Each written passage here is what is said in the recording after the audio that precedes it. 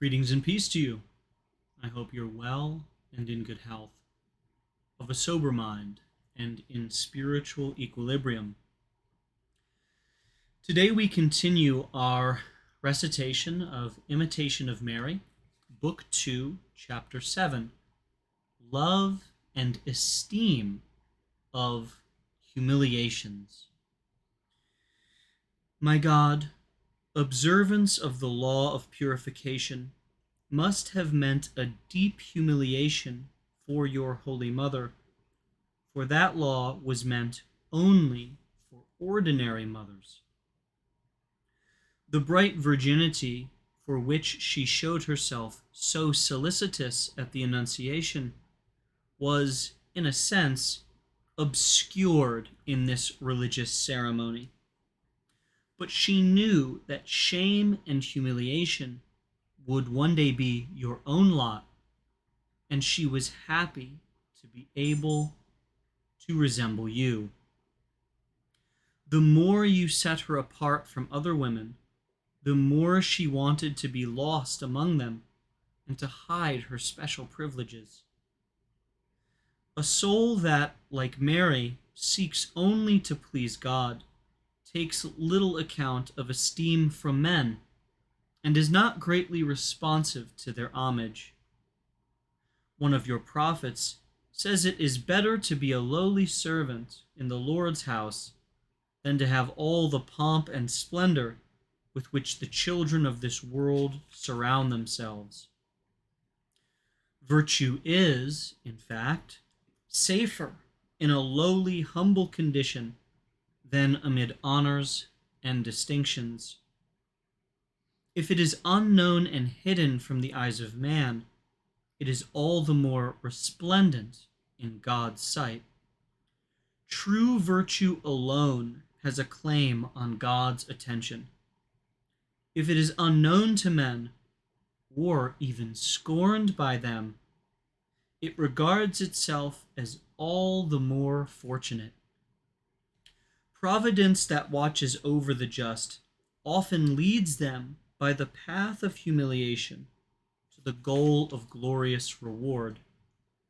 Self-love undoubtedly suffers when we are humiliated, but the humiliation is only the more salutary for that reason.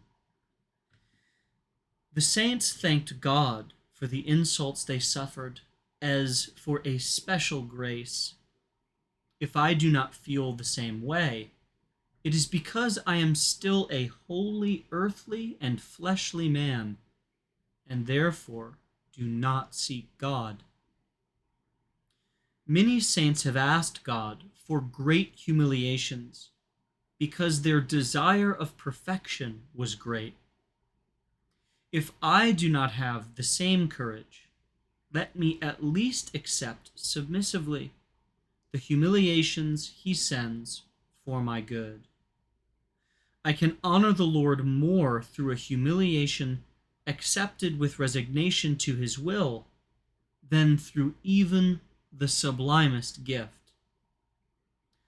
The Son of God humbled himself, the apostle tells us, even to the point of emptying himself.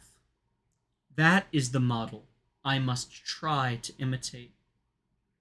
To have a horror of humiliation is to have a horror for the resemblance to Jesus which humiliation can give.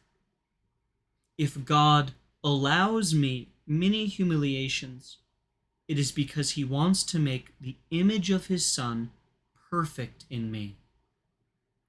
I ought to accept a humiliation with the same pleasure and gratitude I would have if I received a piece of the very cross of Jesus.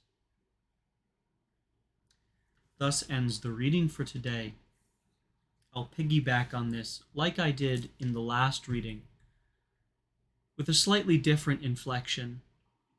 In the last reading, I focused on the priests and the bishops above us who err, who need prayer. In this message, I want to highlight the priests who appear to be persecuted for standing up for what is right. So often they and we become resentful, become agitated, become indignant at what appears to be an unjust punishment that they undergo.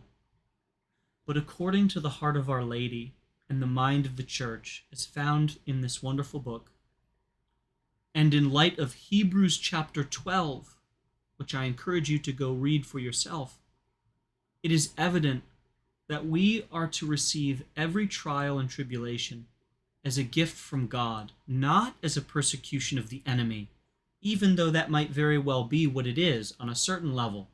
There are deeper levels to things, and something I encourage you to keep in mind is that Pilate had a plan, Caiaphas, the Sanhedrin, Judas, the devils, all had plans.